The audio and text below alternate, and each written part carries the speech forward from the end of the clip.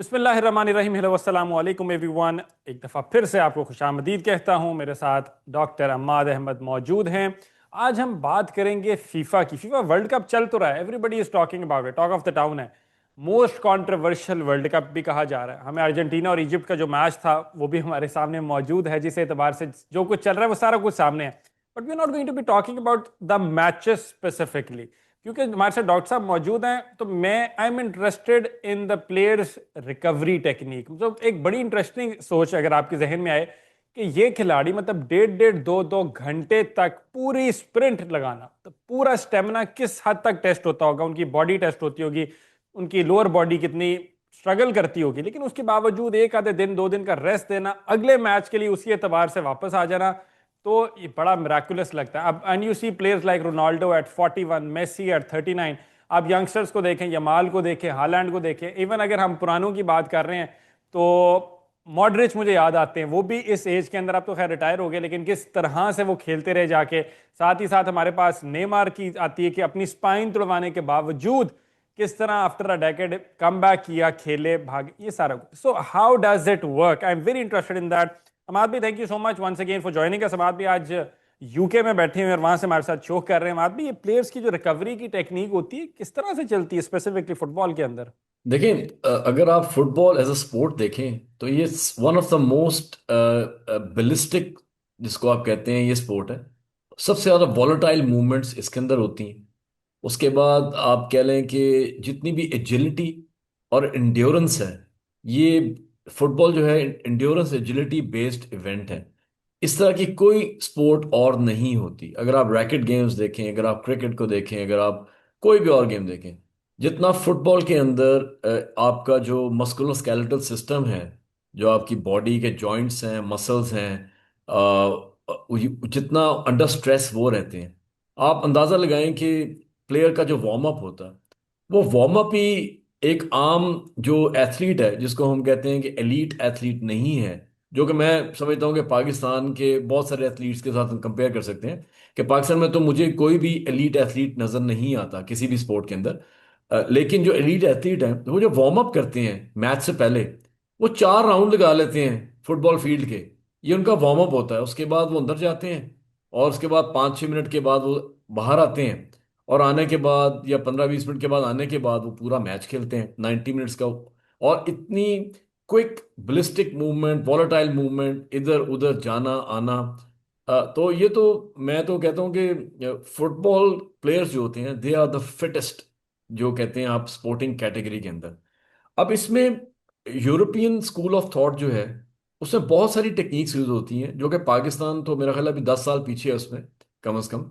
कि जिसमें कैसे एक प्लेयर जो है इतनी बलिस्टिक मूवमेंट्स करने के बाद, एक पूरा मैच खेलने के बाद, एक दिन या 2 दिन के गैप के बाद दोबारा आता है, और उसी तरह परफॉर्म करना होता है उसने।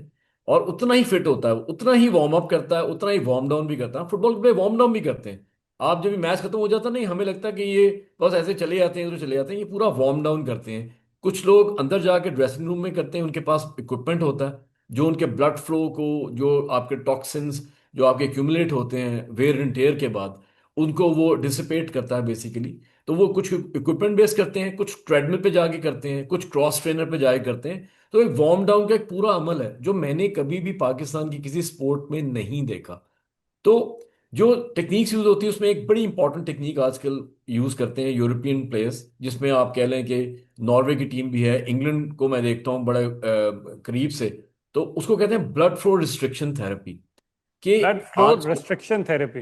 जी, BFR कहते हैं इसको, आप BFR, blood flow restriction therapy. इसमें क्या होता है कि आजकल खास किस्म के कपड़े मिलते हैं आपको। वो कपड़े ऐसे हैं कि वो आपके जिस्म के साथ, आपकी बॉडी के साथ, वो इस तरह से उनकी समझ लें कि एडेरेंस होती है, कि वो आपका जो ब्लड फ्लो होता है उसको थोड़ा सा स्लो करते हैं। उसके स्लो करने से क्या होता है कि, थोड़ा सा टेक्निकली अगर मैं बताना चाहूँ, कि जो आपका ऑक्सीजन होता है वो मसल्स के अंदर लो हो जाता है। वो लो होने की वजह से जो पाथवेज होते हैं रिकवरी के, वो स्टिमुलेट करते हैं। और एक, आप समझ लें, एक फिजियोलॉजिकल ये हैक भी है, कि ये जिसे हम कहते हैं ना, फिजियोलॉजिकल हैक है कि प्लेयर्स क्या करते हो, किस तरह करते हो।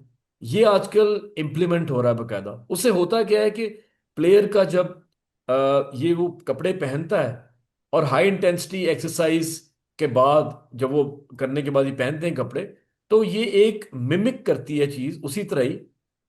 ब्लड फ्लो उनका रुक जाता है, ये स्लो हो जाता है, लेकिन रिकवरी पाथवेज इग्नाइट होते हैं, ट्रिगर होते हैं, और वो बॉडी को या ब्रेन को यही मैसेज आता है कि प्लेयर अभी भी अपनी हाई इंटेंसिटी एक्सरसाइज कर रहा है। ठीक है, जबकि वो उस तरह से वैसे नहीं होता।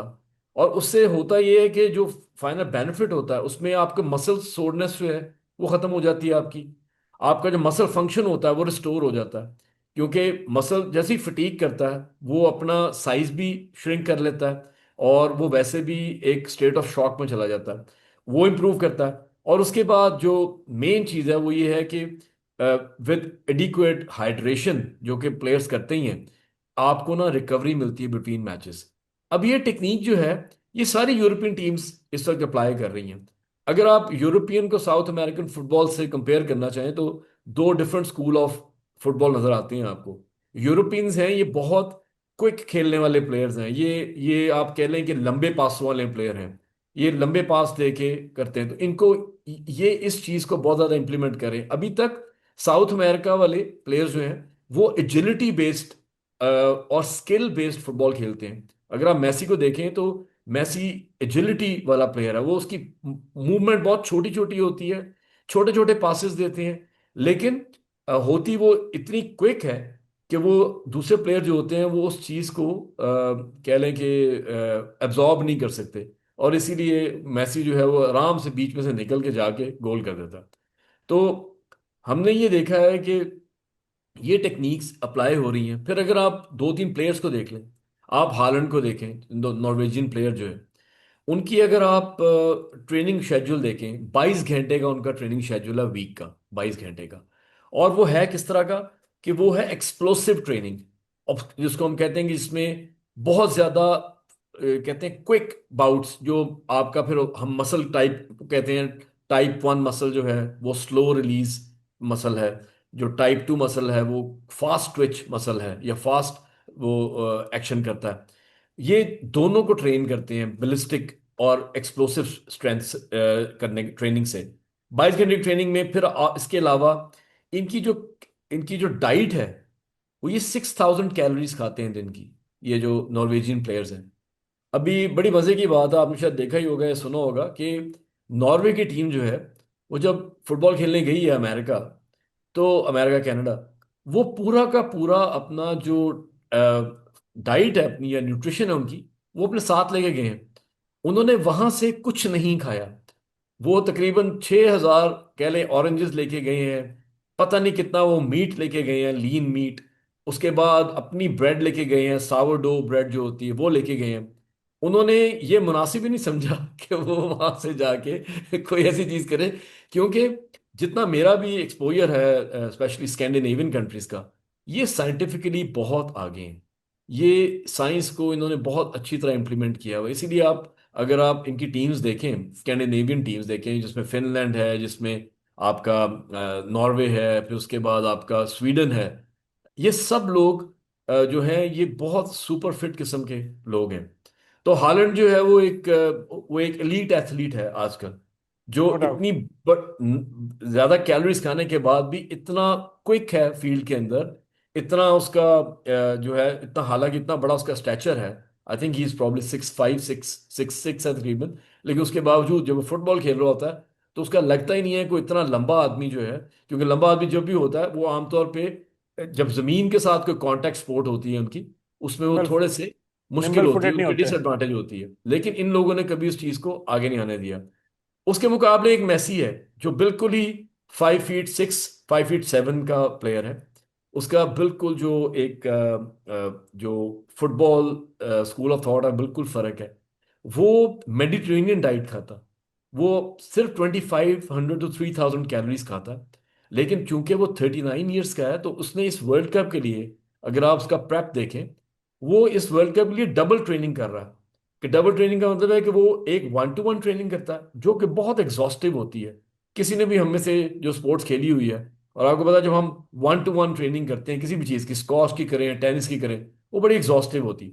वेरी और एग्जॉस्टिव। उसके बाद ये टीम ट्रेनिंग करता है। उसके बाद टीम ट्रेनिंग करता। तो ये अपने आप को डबल ट्रेनिंग करके ये इस वक्त परफॉर्म कर रहा है जिस लेवल पे परफॉर्म कर रहा है। और 39 ईयर्स का होने के बावजूद उसका अगर आप इस वक्त उसकी मूवमेंट देखें, उसकी एजिलिटी देखें, उसकी उसकी कहते हैं ना कि मेंटल अवेयरनेस देखें, तो वो ऐसे लगता है कि शायद कोई कोई यंग प्लेयर है जो सब कुछ समझते हुए सोचते हुए करता है। और जब उसके पास एक बार बॉल आता है तो ऐसे लगता है कि बॉल उसके पाँव के साथ चिपक गया है, कि वो वहां से उसको ऐसे मूव करता है उसके साथ। तो ये सब चीजें इसलिए हैं क्योंकि ये सब ममालिक जो हैं या ये सब प्लेयर्स जो हैं इस वक्त लेटेस्ट टेक्नोलॉजीज, लेटेस्ट टेक्निक्स को फॉलो कर रहे हैं, अडॉप्ट कर रहे हैं, अपने पे इन्वेस्ट कर रहे हैं। जो बात हम बार बार करते हैं कि हमारे प्लेयर्स पाकिस्तान में अनफॉर्चुनेटली हालांकि बड़ा अच्छा कमाते हैं लेकिन उसके बावजूद अपने अपने पे पर्सनल इन्वेस्ट नहीं ट्रेनर करते। मैं इसको पे। ना लिंक करने लगा था, क्योंकि हमारी टीम भी माशाल्लाह रवाना हो चुकी है, वेस्ट इंडीज़ है और खेलने के लिए। तो वैसे कौम को मुबारकबाद भी, बाबर आजम जो दोबारा उन्हें कप्तान कप्तान बनाया गया। माद भाई को इतने खुश नहीं है, मैं बहुत ज़्यादा खुश हूँ। लेकिन मैं इसलिए खुश नहीं हूं इस्माइल, उसकी वजह ये है कि ये एक ऐसा स्टेप लिया है जो 3 साल पहले जब उनको कप्तानी से उतारा था और अब 3 साल के बाद कप्तानी इनको दी गई है, तो उसमें डिफरेंस कोई नहीं है अगर आप देखें। बाबर बल्कि मेरे ख्याल से उससे ज्यादा अनफिट है इस वक्त। 3 साल पहले जब थे तो शायद उनकी परफॉर्मेंस फिर भी ठीक थी, वो हम्म, थोड़े बहुत अच्छा स्कोर कर रहे थे, थोड़े बहुत कंसिस्टेंट थे। इस वक्त वो बहुत इनकंसिस्टेंट है। इस वक्त तो उनको कप्तानी देने का मतलब है कि उनको आप और अंडर प्रेशर करेंगे, उनकी परफॉर्मेंस और कम हो जाएगी। अभी मैं देख रहा था आजकल, आपने नोट किया होगा आजकल सोशल मीडिया पे वो एक पाकिस्तान की इंटर पीसीबी एक मैचेस हो रहे हैं आजकल, जिसमें एक साइड पे ऐसे ही है। शान मसूद है, एक साइड पे बाबर आजम खेल रहे हैं। अब बाबर आजम जो है, हमारे जो बॉलर्स हैं अच्छे बॉलर्स भी हैं, जिस तरह मोहम्मद अली डेजी है, उनको डेजी कहते हैं, वो उनसे वो नहीं खेले जा रहे, उनको मुश्किल पड़ रही है उनको खेलने में। और अभी माद भी हमारी ट्रैक। माद भी जी। आपने टेंशन नहीं लेनी ना, वो तो अपने बच्चे हैं, इस वजह से वो नहीं चाह रहे उनका मोराल डाउन करें। वो खुद बताएंगे जब वो वहां पे जाएंगे। तो वो जब वहां पे जोसेफ सामने आएंगे और बाकी खिलाड़ी, दीगर खिलाड़ी आएंगे, वो वहां पे अपनी परफॉर्मेंस दिखाएंगे आपको। इंशाल्लाह कोई एक आधा सेंचुरी वेस्ट इंडीज में मारेंगे। फिर उम्मीद कर रहा हूँ कि इंग्लैंड में भी अगर एक आधा वो शतक लगा दें तो क्या ही वहां पे हो हाँ, जाए। चले जी, हम तो नेक तमन्नाएं उनके साथ हैं हमारी, लेकिन इस वक्त जो हालात हैं वो कोई उसके काफी ऑपोजिट हैं जो आप उम्मीद करें। तो मैं तो यही कहूंगा कि let's keep our fingers crossed कि क्या होता है और किस तरह से होता फिंगर है से क्रॉस है, उसमें। लेकिन ये इतनी डाइट प्लान जो हम बाकी यूरोपियन ममालिक का जिक्र कर रहे हैं, तो इसका कोई आधा यहाँ पे भी करवा दें यार। ये कोई इम्प्लीमेंटेशन ऑफ टेक्निक की जब हम बात करते हैं तो पीसीबी को भी कुछ कराएं। इनकी भी डाइट थोड़े से कॉन्शियस हो जाएं ये लोग। इनके जो 2-2 केजी 4-4 केजी पेट पे लगा हुआ है वो अंदर करवा दें। फिटनेस इनकी माड़ी है। मतलब ये कोहली बिल्कुल। वगैरह है ना, हम फुटबॉलर से हट के भी उनकी फिटनेस आसमान पे है। हमारे प्लेयर्स का ये भी तो मसला है ना। फिर एंड पे पेस की हम बात करते हैं, 125-130 वाले बॉलर हैं। अब वो उबैद शाह गया, लेट्स सी कि वो कितनी पेस निकाल लेता है, रिवर्स सुना कर लेता है। लेकिन फिटनेस के मामला आते हैं बस, इश्यूज थोड़े से। जी जी, उसकी वजह ये ना कि हम अभी तक ओल्ड स्कूल टेक्निक्स को यूज कर रहे हैं। हम अभी तक वही बात, हम बार बार सी बात पे कर रहे हैं कि वही जो आपकी कैपेसिटी टेस्टिंग थी अभी तक वही हो रही है। कोई आप लेटेस्ट किस्म के को टेस्ट करेंगे? सुना है उन्होंने बॉलिंग मशीन ले आए हैं, उस पर बहुत बहुत बहस हो रही है, सो बहुत उसको बकायदा ग्लोरीफाई किया जा रहा है कि बॉलिंग मशीन। अब बॉलिंग मशीन जो है वो तो हर टीम के पास है, इसमें कौन सी ऐसी बात है? मैंने देखा वो हमारे जो चीफ सिलेक्टर हैं वो बता रहे हैं कि जी इसमें 80 किस्म के बॉल होंगे और 20 ऐसे आएंगे और 60 ऐसे आएंगे और ऐसे होगा। तो मैंने दिल में सोचा ये तो, इसमें कोई रॉकेट साइंस नहीं है। यहाँ पे छोटे छोटे जो क्लब्स हैं यूके के अंदर, हम्म। आप काउंटीज हैं यहाँ पे, जो सबके पास अपनी बॉलिंग मशीन होती है और वही वाली बॉलिंग मशीन उससे बेहतर भी हैं काफी सारी। तो ये बॉलिंग मशीन की बजाय इससे बेहतर था कि आप एक स्पोर्ट्स साइंस लैब लेके आते, जहां पे आप प्लेयर्स की स्क्रीनिंग करते, आप प्लेयर्स का डेटा जनरेट करते कि किस प्लेयर को किस चीज की जरूरत है। स्पोर्ट्स साइंस किस लैब का बजट कितना तक का इनको रिक्वायर्ड होगा वैसे, रफली कोई आइडिया है ये जी आपको? तकरीबन मेरा अपना अंदाजा है कि अप्रोक्सीमेटली आप समझ लें कि कोई 11 से 12 करोड़ रुपए की ये स्पोर्ट्स साइंस लैब लगती है। फिर तो ले आए, फिर इनको क्या मसला है? फिर तो इतना इशू कुछ नहीं भी है। नहीं है, कोई मसला नहीं है, मेरा ख्याल है इस एपिटाइट होनी चाहिए ना, या लोगों को पता होना चाहिए। अब मसला ये है कि जब आपके सिलेक्शन कमेटी में लोग समझते ही नहीं है कि ऐसी कोई चीज आनी चाहिए, और वो समझते हैं कि शायद ये ओल्ड स्कूल से ही आप क्रिकेट जीतेंगे और क्रिकेट में आगे जाएंगे, तो फिर तो यही होगा, अमाद वो भी बाकी इन्वेस्टमेंट बाकी बाकी मुल्कों में कितनी है स्पोर्ट्स साइंस लैब्स जो है? इंडिया में कितनी होंगी या इंग्लैंड में कितनी होंगी? देखिए जी, इंडिया में बिला मुबालगा मेरे ख्याल से 35 से 40 स्पोर्ट्स साइंस लैब्स हैं इस वक्त। वो तो जी। अली खैर, बोथ अच्छा। प्राइवेट सेक्टर और गवर्नमेंट सेक्टर। इसीलिए आप देखें कि अच्छा। इंडिया की स्पोर्ट्स जो है वो हमसे बहुत आगे जा चुकी हुई है। कम से कम उनकी जो, आप समझ लें कि टेक्नोलॉजिकली वो हमसे बहुत आगे हैं। उनकी अप्रोच, उनकी उनकी जो माइंड सेट है वो भी हमसे बहुत आगे है। वो अपने पे इन्वेस्ट करना शुरू हो गए हैं, वो अपनी स्पोर्ट्स पे इन्वेस्ट करते हैं, वो इंडिविजुअल प्लेयर्स अपने ऊपर इन्वेस्ट करते हैं, और वो देखते हैं कहाँ पे उनको साइंस मिलती है, उस साइंस को इम्प्लीमेंट करते हैं।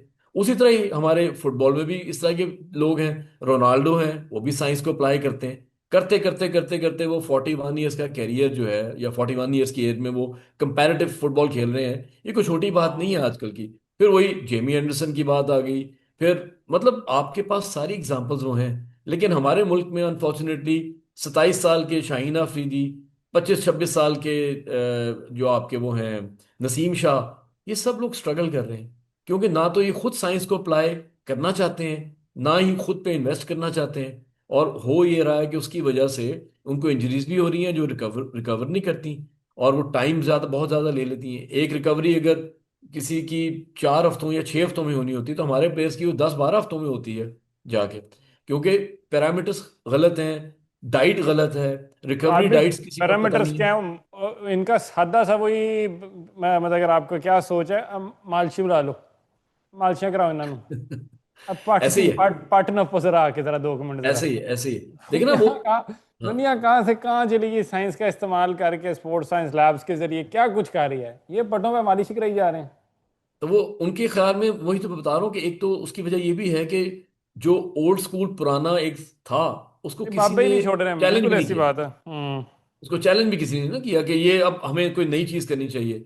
अब जितने लोग इस वक्त इन्वॉल्व हैं पाकिस्तान के क्रिकेट के अंदर, पीसीबी के अंदर इन्वॉल्व हैं, जो प्लेयर्स हैं हमारे सारे, वो उनमें से कुछ लोग तो बड़े फिट रहे हुए हैं। मिसबाह उल हक जो है वो बहुत फिट रहे हुए हैं अपने वेरी जमाने फिट, में। Very fit. लेकिन लेकिन उनकी अपनी, यूनुस खान। उनकी उनकी सेल्फ ड्राइव थी। वो खुद इम्प्रूव करना चाहते थे, अच्छा होना चाहते थे, इसीलिए वो इस एक बहुत अमाद भाई, बड़ी आप एज तक सबको टीम में थे। छोड़ें, यूनुस खान अभी इजिप्ट वाला मैच देखने गए थे, उनकी कोई वीडियोस वगैरह आ रही थी, पोलो शर्ट पहनी हुई थी मैरून से कलर की, बाहर क्राउड में बैठ के मैच देख रहे थे यार, वो जी जी, मैंने इतना फिट देखा। लग रहा था बंदा अभी भी। जी जी, मैंने कहा बिल्कुल ऐसे इसको, ही है। इसको खिला दो वापस, हमारे बेचारे इनकी हालतें बुरी हैं और कोई हालात ही नहीं है फिटनेस के। मेरा तो ख्याल है कि जी अभी भी अगर मिसबाहुल हक को और आप यूनुस खान को वेस्ट इंडीज भेजना चाहें, तो ये बड़े आराम से वहां जाके शायद कोई एक आध 100 भी कराएंगे, 50 तो बड़े आराम से कर लेंगे बड़े इस आराम से, अभी भी इस हंड्रेड हालत में परसेंट भी। हंड्रेड क्योंकि परसेंट ये सिर्फ मेंटली फिट नहीं है, ये फिजिकली भी बहुत तगड़े हैं। तो इनको तो पता है इस चीज का। हमारे लड़कों का मसला ये है कि एक तो वो डेवलप नहीं कर सके, ग्रूम नहीं कर सके, जिस तरह हम बार बार बात करते हैं कि पर्सनल ग्रूमिंग बड़ी इंपॉर्टेंट है, as a player, as an athlete, grooming बड़ी इंपॉर्टेंट है। वो हुई नहीं, इन लोगों की हुई। ये लोग ग्रूम किए, इन लोगों ने जहां जहां इनको लगा कि अब मुझे ये फॉर्मेट नहीं खेलना चाहिए, ये वहां से, ये ग्रूमिंग का हिस्सा है। ये कोई ऐसी चीज नहीं है कि आपको पता लगता है कि मेरी बॉडी अब इस चीज की इजाजत नहीं दे रही कि मैं 3 फॉर्मेट का कप्तान बन जाऊं। जब सर अब सुनने में यही आ रहा है कि बाबर से भी कोई शायद जो डील हुई है वो यही हुई है कि आप पहले इसकी कप्तानी करें, फिर आपको आहिस्ता आहिस्ता दूसरे की भी देंगे, फिर तीसरे की भी देंगे। तो मैं यही सोच रहा था कि ये भी ग्रूमिंग का हिस्सा है, कि बाबर को ये बात रियलाइज करनी चाहिए कि ओहो, मेरा तो अभी तक 200 ही नहीं है एक। मैंने 50 टेस्ट खेल ली हैं, 50 टेस्ट तो मेरा ख्याल है खेल चुके हैं बाबर, फिफ्टी फिफ्टी 62 खेल चुका है, 62 62। टेस्ट, सॉरी 62 टेस्ट खेल चुके हैं। मेरा अभी तक एक 200 ही नहीं है। तो चले यार, मैं एक कप्तानी पे फोकस करके या अपनी बैटिंग पे फोकस करके कि 200 ही कर लूं। बाबर जैसे प्लेयर को तो 300 करना चाहिए। आप देखें बाबर ना कि जैसे प्लेयर ब्रायन को लारा को 300 देखें। करना चाहिए। जी जी, हमारे प्लेयर्स को देखें, यूनुस खान को देखें, ब्रायन लारा को देखें, सचिन तेंदुलकर को देखें। ये 200-200 इनके लिए बड़े आराम से वो कर जाते थे। अरे पांच छोड़े, पांच मैं छह छह दो आप, सौ इनके। हमारा मैकलम जो था उसके कोई 3-4 200 थे बिल्कुल उसके। ऐसे ही है, बिल्कुल उसका ऐसी एक है। 300 भी था, बल्कि 309 गालबन उसने मारा हुआ था, इंडिया को ही मारा था बिल्कुल है, उसने। बिल्कुल है, बिल्कुल है। तो हमारे तो कोई प्लेयर, आप सोचें कि कब से हमारे किसी प्लेयर ने 300 तो दूर की बात है, 200 नहीं किया हमारी टीम में। सर तो ये किसी बड़ी फास्ट एक बॉलर ने अजीब 200 सी बात। विकेटें नहीं ली, आखिरी उमर दो गुली सौ मुझे विकेट नहीं याद ली। पड़ता है, वो करीब आया था, उसकी भी कोई 150 से ऊपर विकेटें थी, लेकिन 200 उस बेचारे की भी नहीं हुई थी। बिल्कुल ऐसे ही है। तो यू तो हैवंट वो असल प्रोड्यूस्ड में, ए सिंगल बॉलर जिसने 200 विकेटें भी ली हो, बिल्कुल टेस्ट ऐसे ही है। तो विकेटें। मेरा अपना जाती ख्याल ये है कि हमारे प्लेयर्स जो है ना, वो सिर्फ उस तरह ग्रूम कर रहे हैं कि उन्होंने एक अपना, कहते हैं ना कि अच्छी गाड़ियां खरीद ली हैं, अच्छी प्रॉपर्टीज बना ली हैं, सारा कुछ है। लेकिन जो चीज उनको सब कुछ दे रही है ये सब कुछ दे रही है, उस पर वो उनकी फोकस नहीं है। स्पोर्ट्स है, वो उसको स्पोर्ट्स को कुछ नहीं दे रहे। तो बिल्कुल ये बड़ी ऐसा यही आयरॉनिक सी और बड़ी सैड सी बात है। आयरॉनिक और सैड सी बात है। जाने से पहले अमाद भी मुझे ज़रा अपनी प्रोडिक्शन तो ज़रा देते जाएं कि पाकिस्तान का भी तो मैच शुरू होने में टाइम है, लेकिन वो मैं आहिस्ता हिसाब से लेता रहूँगा। उधर में इतना बाबर के 5 मैच हैं हमारे पास, 2 वेस्ट इंडीज़ में, 3 इंग्लैंड में। तो जीत हार की मैं भी बात नहीं कर रहा, अभी टाइम है उसमें। मैं ज़रा बाबर के 100 की बात कर रहा हूँ। ये 5 टेस्ट मैच जो वेस्ट इंडीज़ और इंग्लैंड के साथ खेलने हैं, बाबर के कितने 100 हैं आपके लिए? अच्छा लेकिन नंबर ये बोलना नहीं तो आज फिर नहीं चलेगा, वरना हम काट देंगे फिर ये। मैं अगर बहुत ही ऑप्टिमिस्टिक हूं होके कहूँ तो मैं कहूंगा 100, 100 हो एक सकता है बाबर का। नहीं, इससे 2 तो ज्यादा नहीं। कंफर्म है इंशाल्लाह। चलें, 2 तो मेरी दुआएं हैं उनके लिए। अल्लाह चलें कामयाब करे चलें। बाबर आजम को। कोई मेरा ख्याल है मैं बिल्कुल नफल दोबारा मांग बिल्कुल। लूँ उनके लिए, उनकी सेंचुरी के लिए। इसके अलावा तो और कोई हल नजर नहीं आ रहा। अमाद भी बहुत शुक्रिया आपके वक्त, थैंक यू सो मच जी। Really thank you hoping very much जी, आपको बहुत शुक्रिया। कॉन्वर्सेशन पसंद आई होगी। जब तक आप ये साइंस का इस्तेमाल नहीं करेंगे, स्पोर्ट्स साइंस लैब्स के ऊपर नहीं जाएंगे, इंप्लीमेंटेशन ऑफ टेक्निक्स को बेहतर नहीं करेंगे, तो हालात यही रहेंगे। इस्माइल कासिम को इजाज़त दीजिए, अपना बहुत सारा ख्याल रखिए। अल्लाह हाफिज़। Thank you.